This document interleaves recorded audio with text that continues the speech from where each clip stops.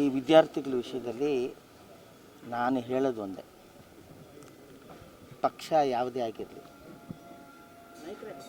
ಆಡಳಿತ ಯಾರದೇ ಆಗಿರಲಿ, ವಿದ್ಯಾರ್ಥಿಗಳ ಭವಿಷ್ಯ ತುಂಬ ಇಂಪಾರ್ಟೆಂಟ್. ನಾನು ಕೂಡ ನೋಡಿದೆ, ನೆನ್ನೆ ಇಡೀ ರಾತ್ರಿ ನೋಡ್ತಾ ಇದ್ದೀನಿ. ಅಷ್ಟು ಘೋರವಾಗಿ ವಿದ್ಯಾರ್ಥಿಗಳನ್ನ ನಡೆಸ್ಕೊಳ್ಳೋದು. ಆ ದೊಣ್ಣೆಗೆ ಮೊಳೆ ಹೊಡೆದಿದ್ದಾರೆ, ಇಷ್ಟಿಷ್ಟುದ್ದ ಮೊಳೆ, ಅದರಲ್ಲೂ ಹೊಡಿತಾ ಇದ್ದಾರೆ. ಅಂದರೆ ನಮ್ಮ ದೇಶದ ಪ್ರಜೆಗಳು ಯಾವುದಕ್ಕೂ ಲೆಕ್ಕ ಇಲ್ವಾ? ವಿದ್ಯಾರ್ಥಿಗಳು ಲೆಕ್ಕಕ್ಕಿಲ್ವಾ? ಈ ಥರ ಅರಾಜಕತೆ, ಈ ಥರ ಒಂದು ಏನಿದು ದೌರ್ಜನ್ಯ ನಡೆದರೆ ಹೇಗೆ? ಏನೇ ಪೊಲೀಸ್ನವರಾದರೂ ಕೂಡ ಏನು ಅವ್ರಿಗೂ ಕೂಡ ಒಂದು ಮನುಷ್ಯತ್ವ ಬೇಡ. ರೋಡಲ್ಲಿ ಕೂತಿದ್ದಾರೆ ದೊಣ್ಣೆಗಳು ಹಿಡ್ಕೊಂಡು, ಅವ್ರು ಯಾರು ಅಂತಲೇ ಗೊತ್ತಿಲ್ಲ. ಅವನು ಆನ್ಸರು ಮಾಡ್ತಾಯಿಲ್ಲ, ಅವನು ಅಂತಾನೆ ಎದ್ದು ಹೊಡಿತಾನೆ. ಇವರು ಪೊಲೀಸ್ ಯಾರೇ ಗೂಂಡಾಗಳು? ಅದು ವಿದ್ಯಾರ್ಥಿಗಳ ಮೇಲೆ ಅವ್ರು ಅದರಲ್ಲೂ ಹೆಣ್ಮಕ್ಳು. ಅವ್ನು ಯಾರೋ 3 ಸ್ಟಾರ್ ಪೊಲೀಸ್ ಅಂತ ಇನ್ಸ್ಪೆಕ್ಟರ್ ಅಂತ, ಅವನು ಆ ಹೆಣ್ಮಗು ಹೋಗ್ತಾ ಇದ್ರೆ ಹಿಂದೆಯಿಂದ ಅದನ್ನು ನೋಡೋಕ್ಕಾಗಲ್ಲ. ಅದು ಪಬ್ಲಿಕ್ಕಲ್ಲಿ ಲಕ್ಷಾಂತರ ಟಿ ವಿಲೂ ನೋಡ್ತಾರೆ, ಅಲ್ಲಿ ಎದುರುಗಡೆ ಇದ್ದಾರೆ, ಅವರು ಮುಂದೆ ಆ ಮಗುಗೆ ಹಿಂದೆಯಿಂದ ಚುಸ್ತಾನೆ. ಏನಿದು? ಇದು ಭಾಳ ಅನ್ಯಾಯ. ಇದ್ರ ವಿರುದ್ಧ ಪಕ್ಷ ಬಿಟ್ಬಿಡೋಣ, ಪಕ್ಷ ಯಾವುದೇ ಆಗಲಿ, ಒಳ್ಳೆಯದೇ. ದಯವಿಟ್ಟು ವಿದ್ಯಾರ್ಥಿಗಳಿಗೆ ನ್ಯಾಯ ಸಿಗಬೇಕು. ಅವರ ಏನು ಇದಿದೆ, ಡಿಮ್ಯಾಂಡ್ಸ್ ಇದೆ, ಅದನ್ನು ಪೂರೈಸಬೇಕು. ಇಲ್ಲಾಂದರೆ ಇದು ಶಾಂತಿಯುತಕ್ಕೆ ಬರೋದಿಲ್ಲ. ಅದರಿಂದಾಗಿ ಇಡೀ ನಮ್ಮ ದೇಶ ಇದಕ್ಕೆ ಏನೇನೋ ಉಲ್ಟಾ ಬರೀತಾರೆ. ಕೆಲವ್ರನ್ನೆಲ್ಲ ಲೆಕ್ಕಕ್ಕೆ ಇಟ್ಕೊಂಡಿಲ್ಲ.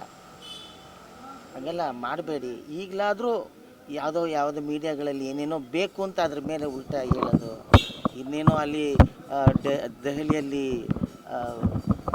ವಿದ್ಯಾರ್ಥಿಗಳು ಹೋರಾಟ ಮಾಡ್ತಿದ್ರೆ ಇಲ್ಲಿ ಬೇರೆ ಏನೋ ಡೈವರ್ಟ್ ಮಾಡೋಕ್ಕೆ ಇಲ್ಲೇನೋ ಸಣ್ಣ ಪುಟ್ಟ ಹೋರಾಟಗಳನ್ನ ಮಾಡೋದು. ಇದನ್ನೆಲ್ಲ ಬಿಟ್ಟು ವಿದ್ಯಾರ್ಥಿಗಳಿದ್ರೇ, ಯಂಗ್ಸ್ಟರ್ಸ್ ಇದ್ರೇ ನಮ್ಮ ದೇಶ, ಮುಂದಿನ ಪೀಳಿಗೆ ಇದ್ರೇ ನಾವು.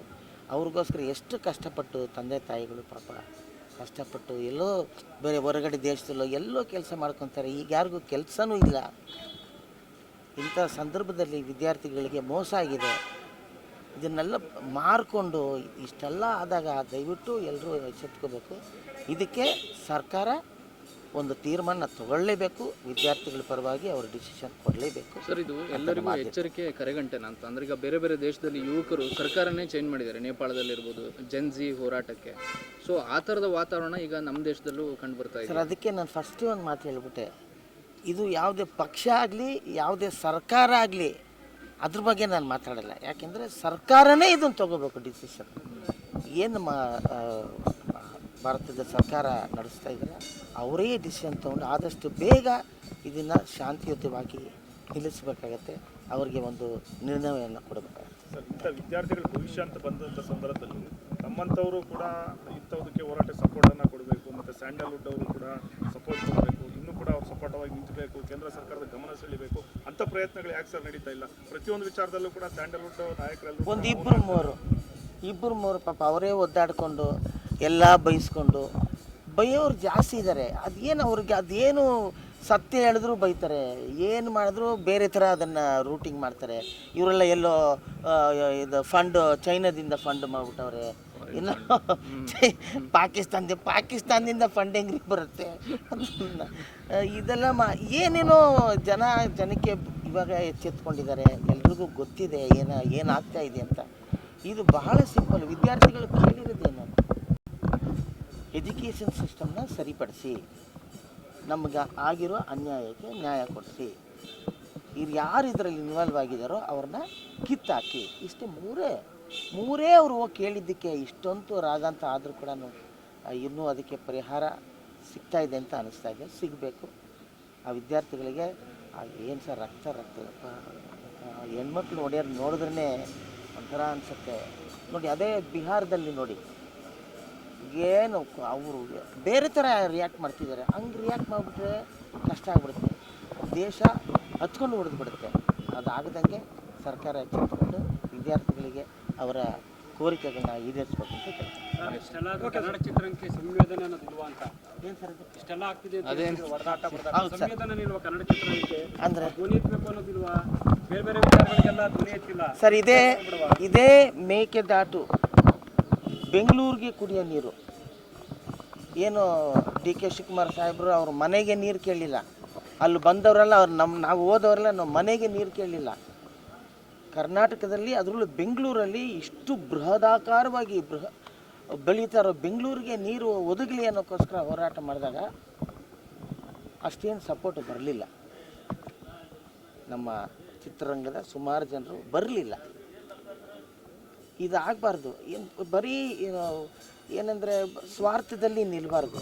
ಸ್ವಾರ್ಥನ ಬಿಟ್ಟು ವಿದ್ಯಾರ್ಥಿಗಳಿಗೋಸ್ಕರ ನ್ಯಾಯಕ್ಕೋಸ್ಕರ ನಮ್ಮ ಎಲ್ಲ ಚಿತ್ರರಂಗದವರು ಖಂಡಿತ ಬರಬೇಕು. ಎಲ್ಲೋ ಕೂತ್ಕೊಂಡು ಯಾರೋ ಒಬ್ರಿಗೆ ನಾವು ಅವ್ರಿಗೆ ತಲೆ ಬಾಕ್ಕೊಂಡು ಅದೆಲ್ಲ ಇನ್ನು ನಡೆಯಲ್ಲ. ಯಾಕೆಂದರೆ ಎಲ್ರಿಗೂ ಗೊತ್ತಾಗಿದೆ. ಅದರಿಂದಾಗಿ ನೀವು ಕೂಡ ನಾನು ಸೇರಿ ಎಲ್ಲರೂ ಸೇರಿ ವಿದ್ಯಾರ್ಥಿಗಳಿಗೋಸ್ಕರ ಇದನ್ನು ಖಂಡಿಸಬೇಕು ಅಂತ ನಾನು ಆಗ್ರಹ. ನೆಗೆಟಿವ್ ಕಾಮೆಂಟ್ಸ್ ಬರ್ತಾ ಇದೆ ಅಂತಲೇ ಕೆಲವು ಸೆಲೆಬ್ರಿಟಿಗಳು ಹೊರಗಡೆ ಬರ್ತಾ ಇಲ್ಲ ಸರ್. ಏನು ನೆಗೆಟಿವ್ ಸರ್? ಬಂದೇ ಬರುತ್ತೆ. ನೀವು ಒಳ್ಳೇದು ಹೇಳಿದ್ರು ನೆಗೆಟಿವ್ ಬರುತ್ತೆ, ಕೆಟ್ಟದ್ದು ಹೇಳಿದ್ರು ನೆಗೆಟಿವ್ ಬರುತ್ತೆ. ನ್ಯಾಯ ಯಾವುದು, ಸತ್ಯ ಯಾವುದು ಆಗಬೇಕು ನಮ್ಮ ದೇಶದಲ್ಲಿ, ಏನು ಅನ್ಯಾಯ ಆಗಿದೆ ಅದಕ್ಕೆ ಹೋರಾಟ ಮಾಡಿ ಬನ್ನಿ. ಎಲ್ಲ ನಮ್ಮ ಚಿತ್ರರಂಗದವರು ಒಟ್ಟಿಗೆ ಸೇರಿ ನಾವು ಈ ವಿದ್ಯಾರ್ಥಿಗಳಿಗೋಸ್ಕರ ದುಡಿಯೋಣ. ಸರ್ 3ನೇ ತಾರೀಕು ಮೇಕೆದಾಟು ವಿಚಾರ ಕಾವೇರಿ ಚರ್ಚೆ ಮಾಡೋದಕ್ಕೆ ತಮಿಳುನಾಡು CM ಬರ್ತಾ ಇದ್ದಾರೆ ಇಲ್ಲಿಗೆ ಕರ್ನಾಟಕಕ್ಕೆ. ಒಳ್ಳೆ ಸ್ಟೆಪ್ ಅಂತೀರಾ ಸರ್? ಸ್ಟೆಪ್ ತಗೋಬೇಕು ಸರ್, ಒಳ್ಳೆಯ ಸ್ಟೆಪ್ ತಗೋಬೇಕು. ನಾವು ಮೇಕೆದಾಟು ಅಂತಲ್ಲ ನೋಡಿ, ಇವಾಗ ಮಳೆ ಇಲ್ಲ, ಇಂಥ ಸಮಯದಲ್ಲಿ ಕುಡಿಯೋ ನೀರಾಗತ್ತೆ ಕರ್ನಾಟಕಕ್ಕೆ, ನಮ್ಮ ಬೆಂಗಳೂರಿಗೆ. ಮೇಕೆದಾಟು ಹೋರಾಟ ನಾವು ಮಾಡಿದ್ದು ನಿಜವಾಗ್ಲೂ ಕರೆಕ್ಟು. FIR 2 FIR ನನಗೆ ಹಾಕ್ಬಿಟ್ರು. ನಾನು ಮಾಸ್ಕೆಲ್ಲ ಹಾಕ್ಕೊಂಡು ಹೋಗಿದ್ದೆ. ಅಲ್ಲಿ ಮೇಕೆದಾಟಲ್ಲಿ FIR ಅಲ್ಲಿ ನಂಬರ್ 32. ಹಾಂ, ಇಲ್ಲಿ ರಾಮನಗರದಲ್ಲಿ ಮತ್ತೆ ಹಾಕ್ಬಿಟ್ರು. ನೋಡಿ ಓಹೋ ಇವರೆಲ್ಲ ಬರ್ತಾ ಇದ್ದಾರೆ ಅಂತೇಳಿ ಮತ್ತೆ ಹಾಕ್ಬಿಟ್ರು. ಅಲ್ಲಿ ನಂಬರ್ ಕಮ್ಮಿ ಆಗೋಯ್ತು, 18.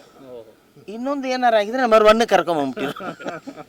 ಅಲ್ಲ, ಅದು ನೀರಿಗೋಸ್ಕರ ಹೋರಾಟ ಅಂತ ಯೋಚನೆ ಮಾಡಿ. ಅಂಥ ಕೋವಿಡ್ ಪರಿಸ್ಥಿತಿಲೂ ಕೂಡ ಮಾಸ್ಕ್ಗಳು ಹಾಕ್ಕೊಂಡು ನೀರಿಗೂ ಲಕ್ಷಾಂತರ ಜನ ಬಂದು ಸೇರಿದ್ರು.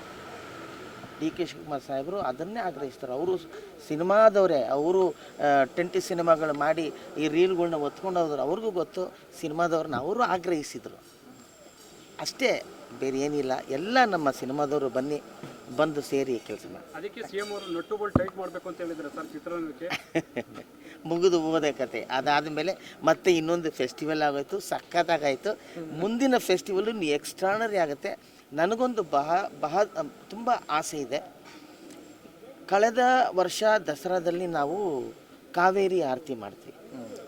ಡಿ ಕೆ ಶಿವಕುಮಾರ್ ಸಾಹೇಬರ ಆಸೆ ಏನಿತ್ತು ಅಂದರೆ ವಾರಣಾಸಿ ಅಲ್ಲೆಲ್ಲ ದಿನವೂ ನಡೆಯುತ್ತೆ, ದಿನವೂ ಸಾಯಂಕಾಲ ನಡೆಯುತ್ತೆ. ಅಲ್ಲಿ ನೀವು ನೋಡಿದ್ರೆ ಬೇರೆ ಯಾವ ದೇವಸ್ಥಾನಗಳು ಇಲ್ಲ. ಅಲ್ಲಿ ನೀವು ನೋಡಿದ್ರೆ ಗಂಗಾ ತಾಯಿ ಅವರೇ ದೇವರು, ಅದೇ ದೇವರು. ನೀರಿಗೆ ಪೂಜೆ ಮಾಡ್ತಾರೆ ಅಷ್ಟೇ, ಗಂಗಾ ನದಿಗೆ.